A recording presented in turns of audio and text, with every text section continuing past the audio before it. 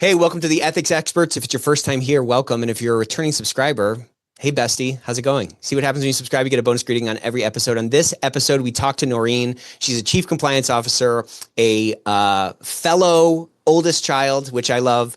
And she talks about how to really be a better compliance officer. You know, so many times we live in the black and white. So many times we come in contact with people that maybe have had a bad experience with ethics and compliance in the past. And she really has a great energy, a great framework, and a great attitude about how to really be not just a compliance officer, but be a better partner to the business and really drive towards solutions. So I think you're really going to enjoy this episode. And if you don't, you should. All right. See you next time. Welcome to the Ethics Experts, where we're elevating ethics and compliance and HR to the strategic level it's supposed to be. All right, Noreen, welcome to the Ethics Experts. This is our little bit of hiccups this morning, but I'm so glad to finally get you on and appreciate your patience.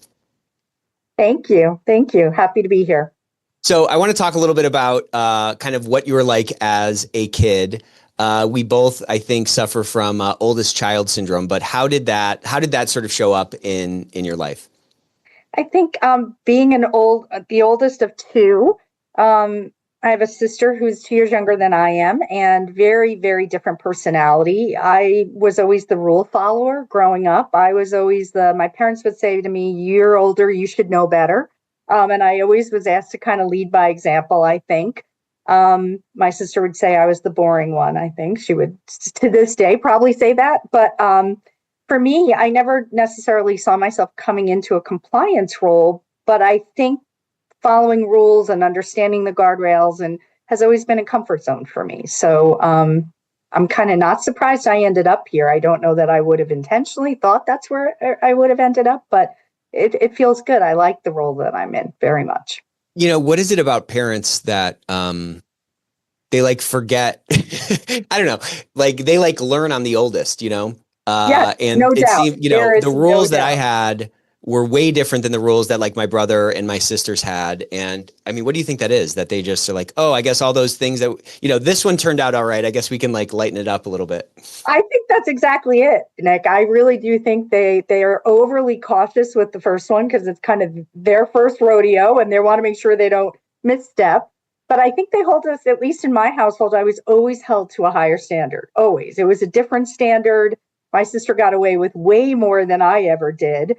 And so I don't know. I think it was just the expectations were pretty high for me as the older child. There's no doubt. Yeah. You know, almost, you know, the oldest are kind of, we're boring by design, you know? Yeah.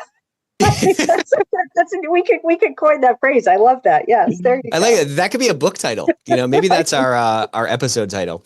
I think that's right. So you went kind of down the legal path and you got involved with an in-house program kind of right after 9/11. And I think you were saying that it was kind of to regulate these broker dealers, which were a kind of a mechanism for terrorists to get funded. How did that kind of work? How were they utilizing, you know, broker dealers to fund their activities sort of prior to this regulation being imposed? So, you know, it's interesting. Banks were already subject to the Bank Secrecy Act, which requires banks to surveil for suspicious activity and look for anomalous activity in regular banking accounts. Brokerage accounts were not at that time subject to the same requirements. And so you could open a brokerage account. You were not being surveilled for suspicious activity or anomalous activity. And at the time, terrorists figured out that was kind of a gap in our banking surveillance compliance world.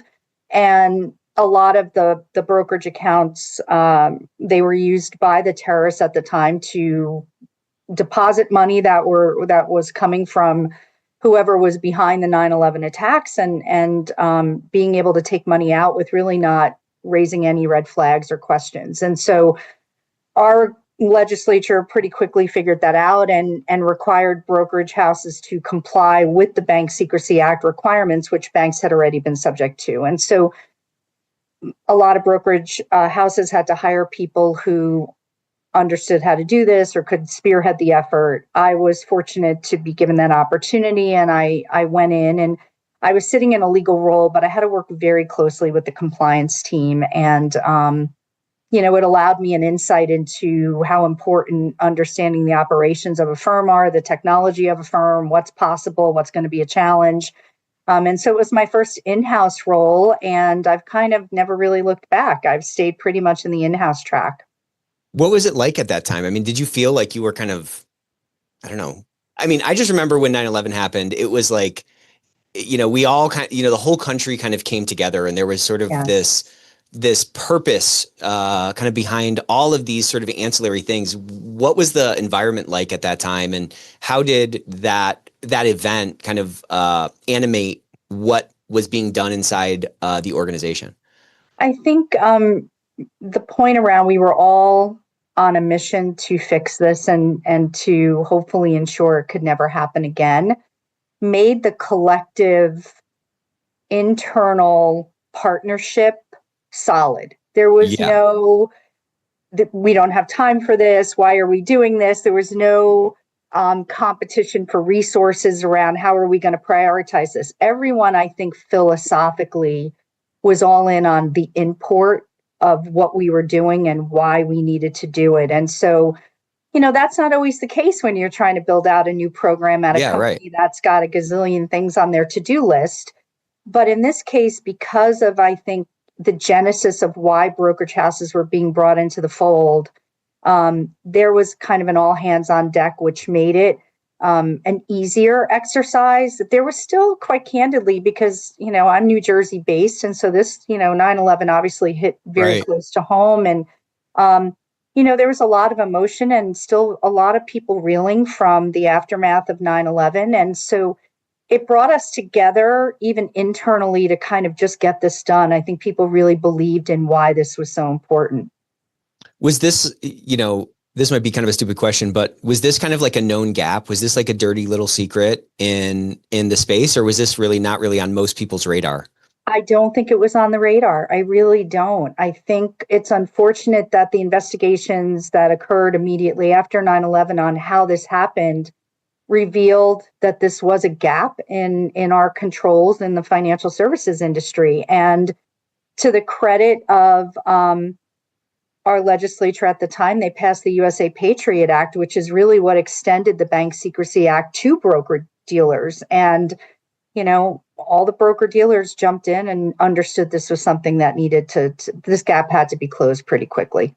So it's kind of a nice, not nice, but you know what I mean? It was kind of like a nice way to sort of start getting involved with compliance because, as you said, it was that's sort of an atypical kind of an environment, right? Where everybody's like, hey, yeah, absolutely, I have time for you. Yes, absolutely, we all need to do this. There's sort of that, like you said, that singularity of purpose, that all hands on deck kind of energy. How did that, you've been in now this space for a while. How did that help, or did that sort of thing help, do you think, in retrospect, like solidify your attraction to this space? Like, you know what I'm saying? Like the first one's free did. kind of a thing. Yes, it absolutely it's like, oh, okay, did. this is kind of easy. We're putting some rules in place. There's some actual compliance with this stuff. I'm not pushing, a string up a hill here. Yeah, it absolutely did. What I think for me was kind of the turning point of what made me realize I really liked kind of the compliance angle was you can't implement a rule if you don't understand how business operations work. Yeah. And I think when you sit in a true legal role and you're opining and giving advice, which is so important in any company, you often hand off that advice to people who have to know how the operations work. But when you're in compliance, you bridge that gap. You have to understand what the regulations require. But then you also, in order to be an effective compliance professional, you have to understand how the operations work and you have to understand where the challenges are going to be. And you have to really dig in a little more deeply on business operations. And I realized going through this exercise that I love that aspect of learning about it. It allowed me to meet many more people across the organization in cross-functional roles and solidify relationships. And I just really enjoyed that aspect of the rollout and made me realize that there was an aspect of compliance that maybe this was a direction I could take my career. Like I absolutely loved the bringing together of the business operations with the regulatory and legal advice that I was giving.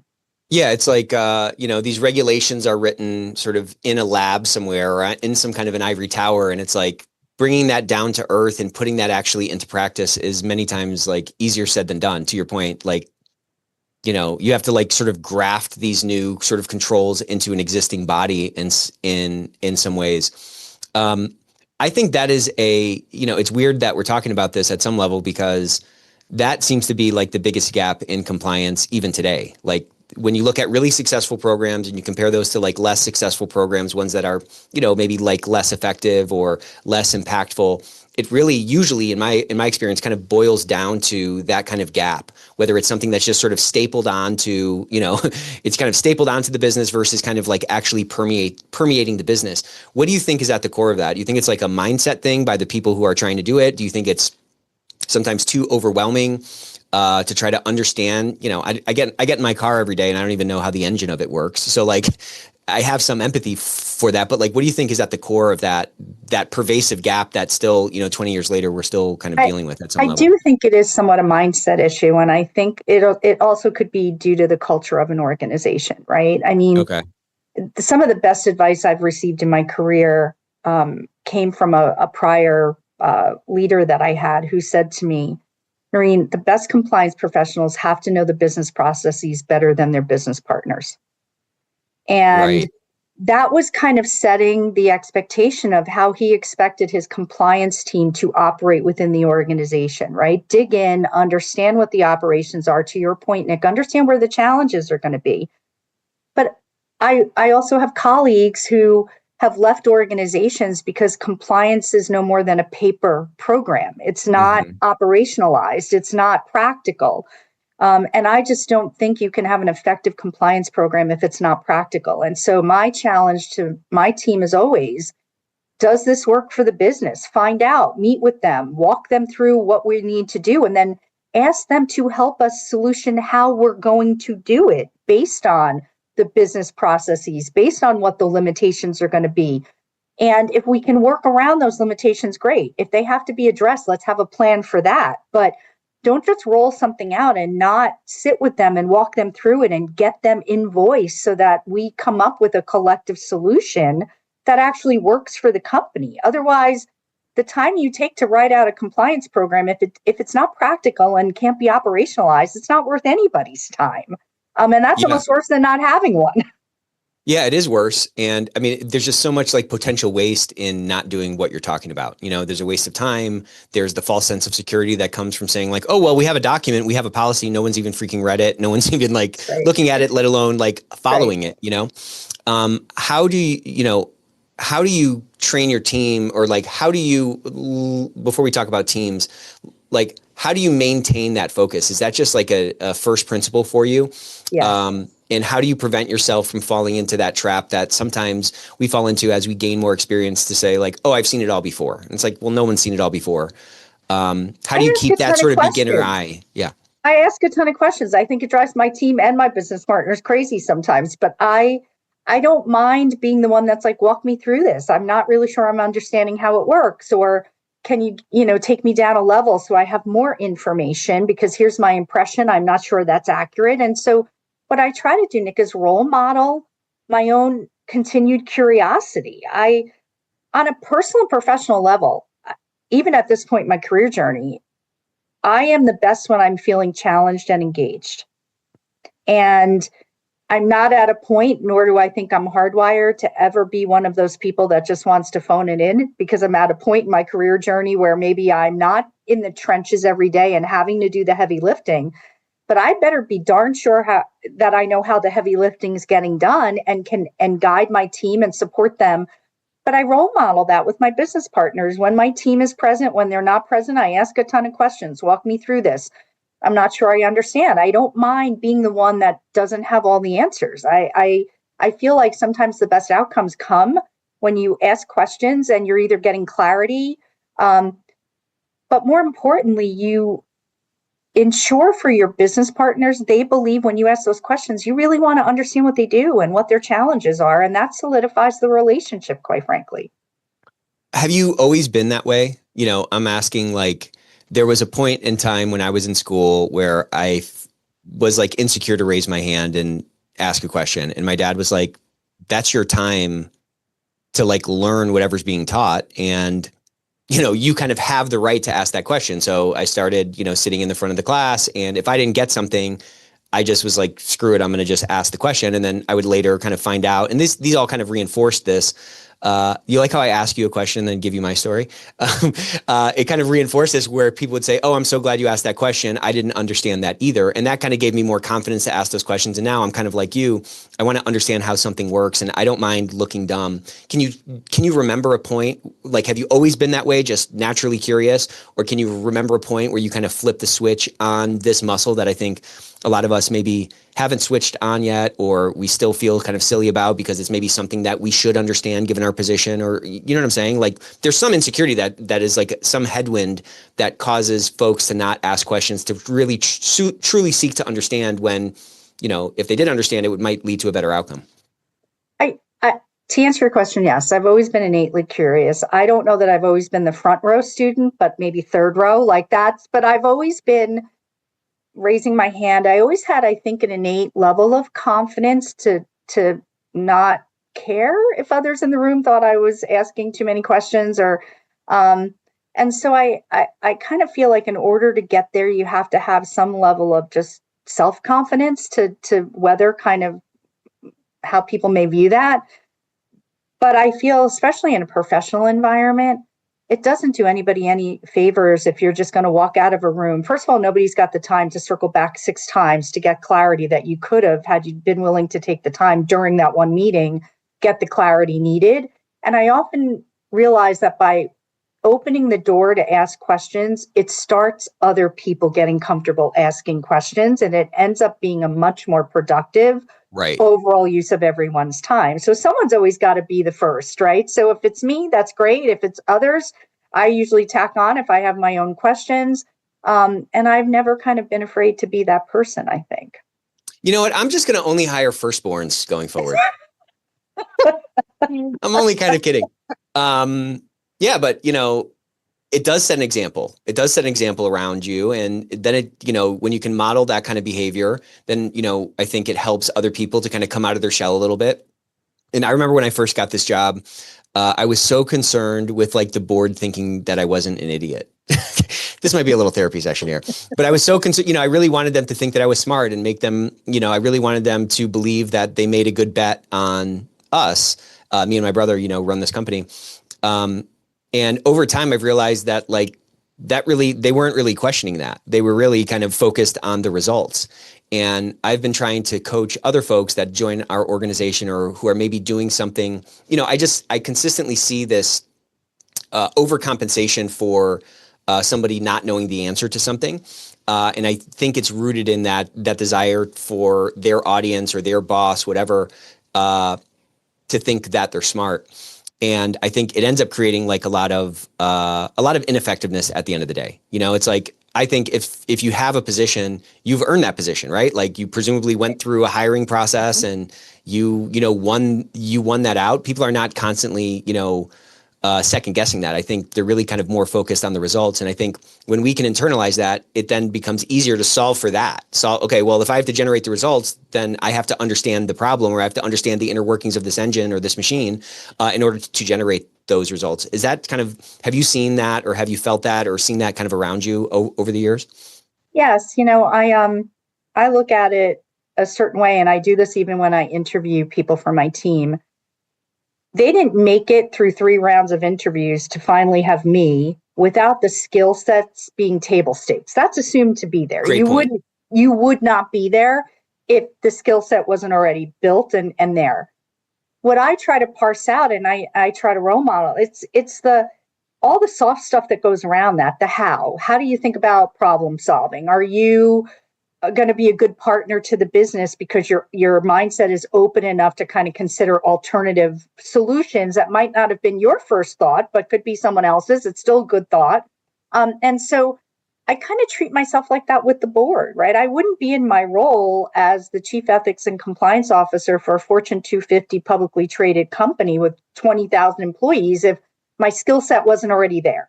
Right. It's how am I approaching issues? How am I willing to show a level of, am I humble enough to tell them I don't know when I don't know and circle back and commit to circling back? And how am I fixing issues? I was at a conference last week and I was on a panel about board interactions. And one of the things that the panel was discussing was, if you go in and try to tell a board in a compliance role that everything at the company is perfect, you will lose credibility from the first thing you say to them.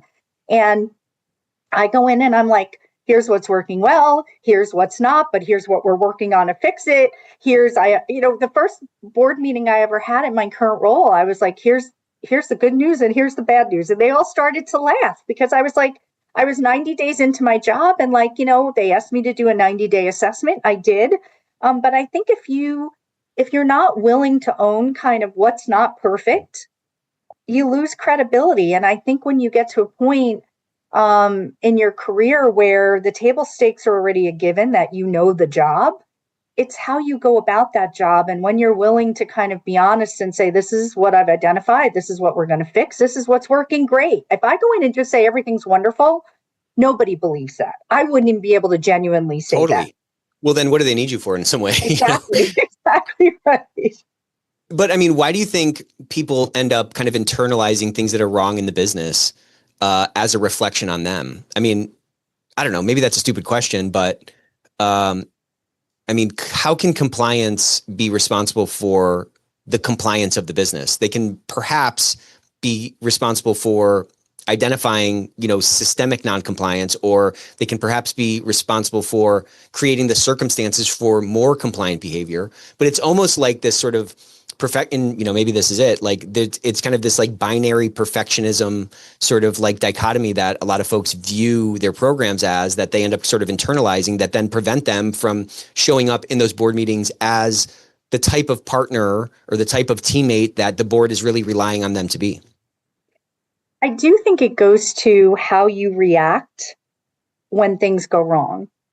And I think if you have a program and you have a personality and a team of people that first and foremost view themselves as needing to be partners and help collectively problem solve, you're going to engender people who are willing to speak up, because they're not going to feel shamed when they've done something wrong. They're not going to feel afraid to bring a mistake forward. I mean, in a compliance and ethics role, your biggest source of information are your colleagues willing to come and ask you for your help to help them fix something that may not be perfect or something that inadvertently went sideways. But if you don't first and foremost react as a partner to say, no worries, how can I help you? Let's figure it out.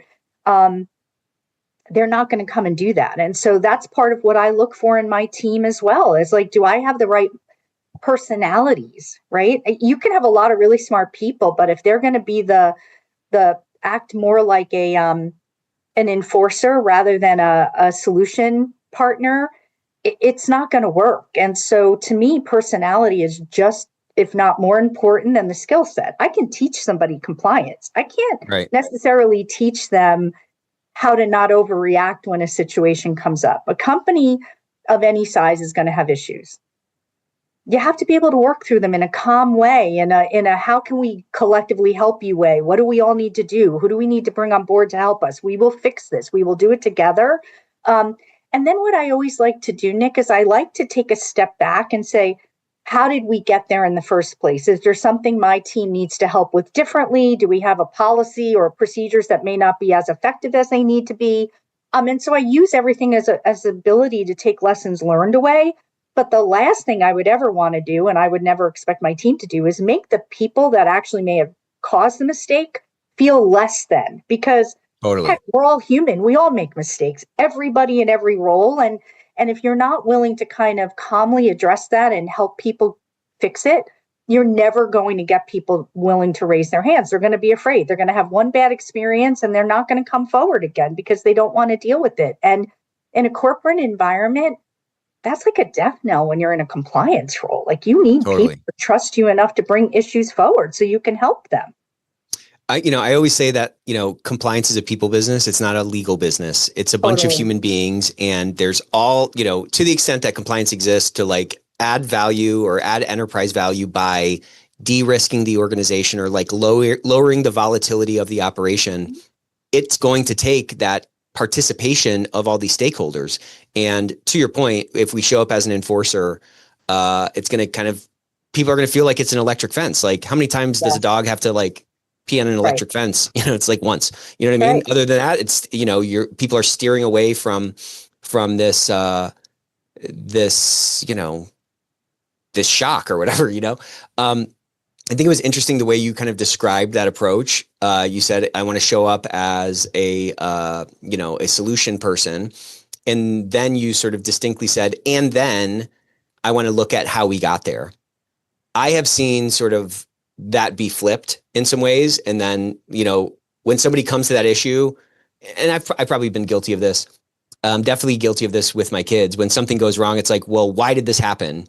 That's the first answer, or that's the first question. And I think that's like wildly ineffective, because then sometimes you can't even get to that solution thing because you're starting to dig that moat around yourself. Talk to me a little bit about the order of those operations, I look at it this way, and to your point, I'm sure I've certainly been guilty of that with my own daughter. There's no doubt she would tell you that. But when it comes to the professional world, I look at it this way. What does it matter at that exact moment how it happened? It happened. So me digging in there first is not going to change the fact that I need to dig in and help the team solution and make it better and fix whatever went wrong. There's time to go back and say, okay, let's look at how did this happen? If it was, is it a systemic issue? Was it a systems failure? Is it we have something programmed incorrectly? Like I'll have time for that. That's going to also kind of bubble up through just what we need to do to fix it, right? It kind of generally just starts to bubble to the top. When you go into solution mode, you can't solution if you don't know kind of how you got there, right? You don't even know where to start. And so I have found that just looking at how did we get here and starting with that as my first question is never constructive. Even with my own team, I'll circle back and be like, hey, was compliance in this? Like, did we even know this was going on? Did they bring? But that's to me a second round question. First round is what do we need to do to fix this? How can we help you? What do you need from us? Let's figure it out. And then second round is, okay, let's look back and say, is there something that needs to be fixed permanently? As it programs that we've helped set up that need to be addressed. So that to me if you don't do that as a second round, you lose your opportunity to learn from what went wrong. And so I'm always big on lessons learned. My team, I ask them all the time, what's the lesson learned here? What do we need to do differently, if anything? And not everything is going to give you these aha moments, but at least you've had the exercise of let's at least consider that. And so for me, I always think that's important. I just don't think starting with it is going to do anybody any good because you're dealing with something that's already happened. It's like, past tense at that point. Right. I mean, like if you see that your house is on fire, you start putting the fire out before you're like, what sparked the fire? Yes, or if you're on a exactly. trip and you like figure out that you're like on the wrong path, you're not pulling the car over. This is a pre-Apple Maps analogy, but like you're not pulling the car over and looking at the map and saying, where did I get the wrong turn? You're saying like, how do I get back on track? And then you can look back. But it's so bizarre that in those, those silly examples I just shared, the instinct is to like, all right, how do we get it back on track? How do we sort of put the fire out? And yet in sort of the corporate setting, I just see so consistently that first question being like, well, why did this happen? You know what I'm saying? It's crazy. I've actually, I've worked with people in prior organizations where some people are just hardwired that way. And, okay. And I try to coach the best I can because that doesn't do them any good. And it doesn't do my overall program any good. And then there are people where compliance and being solution oriented just isn't in their comfort zone. And so maybe they're just in the wrong role. And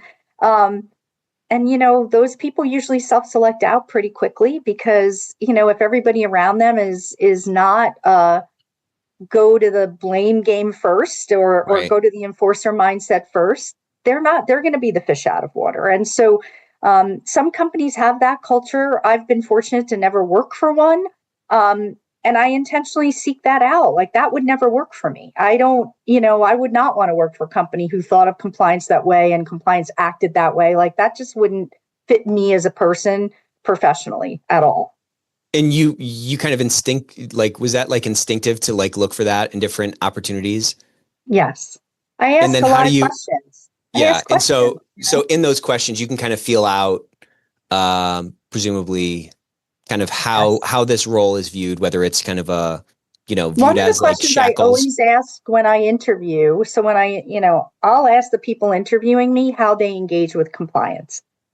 What does that partnership look like?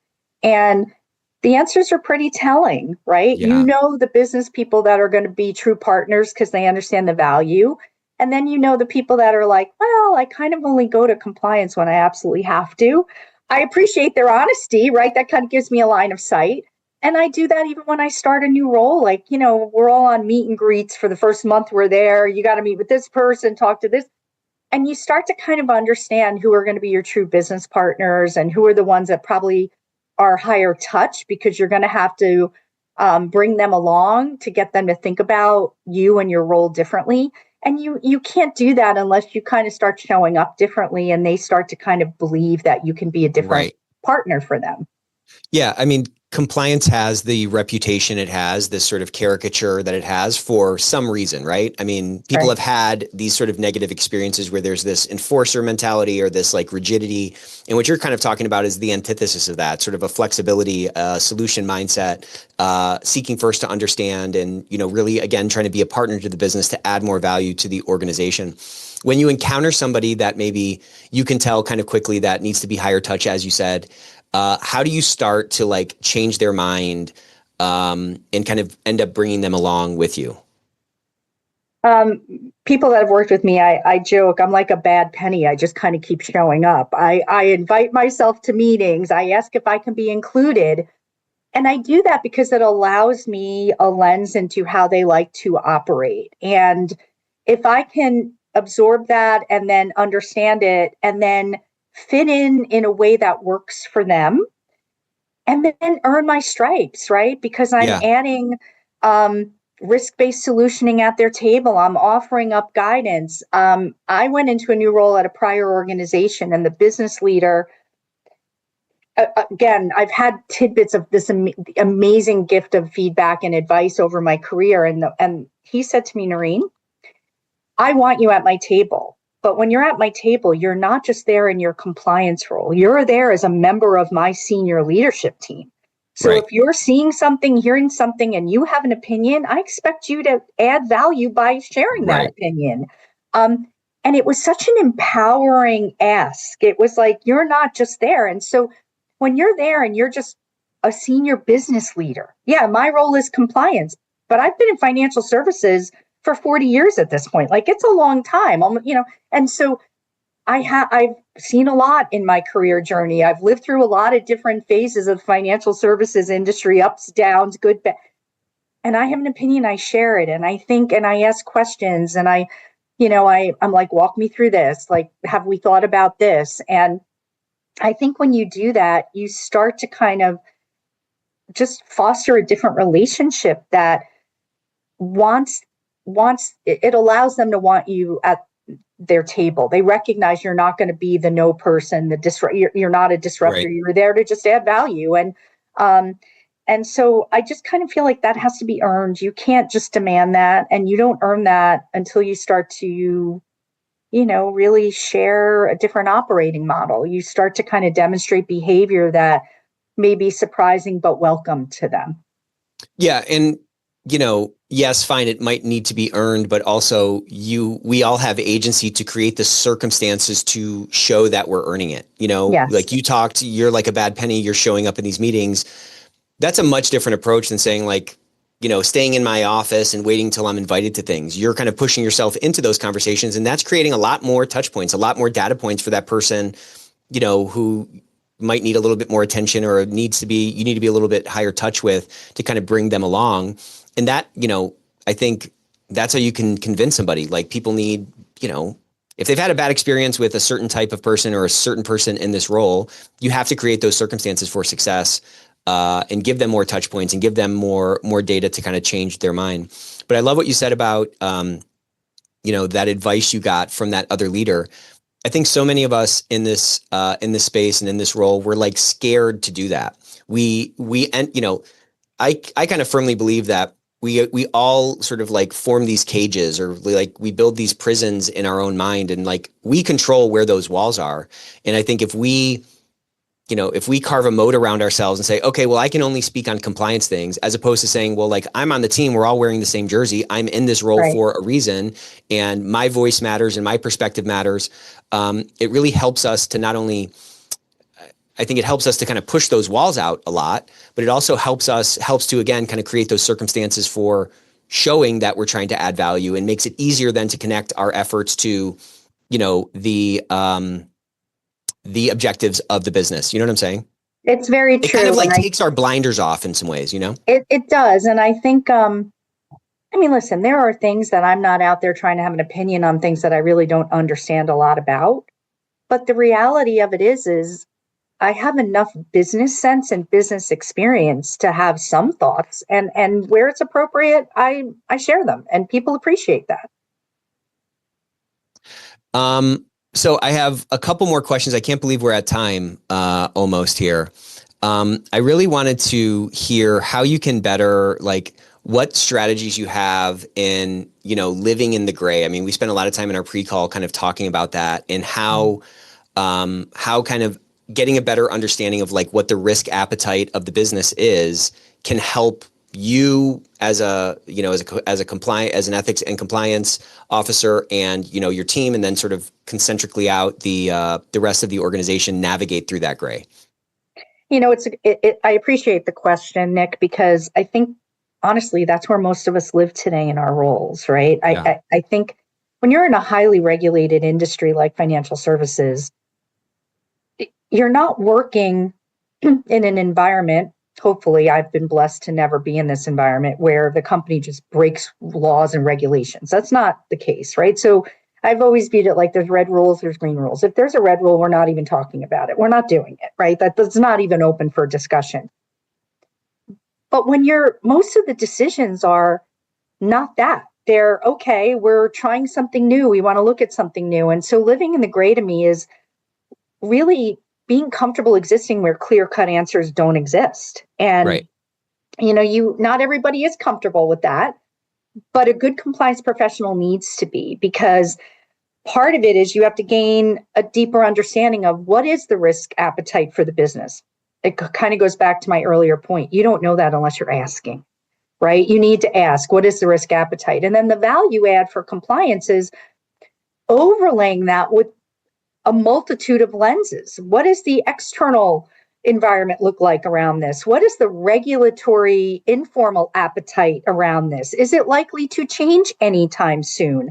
What are your peer companies doing? Do you have enough of a network to reach out and say, hey, competitor, peer company, like, how are you handling this kind of amorphous compliance issue? And, what direction is your business taking? And so having all of that ability and overlaying that and giving the business options is really where you add the value. And the best compliance professional lays out those options for their business partners, so their business partners can make fully informed risk-based decisions. And, that means talking to them about all the variations of risk. Is the risk, okay, it's this today, but hey, we're hearing regulators are starting to go in this direction, which means next year we could have to quickly pivot. Are you okay with that?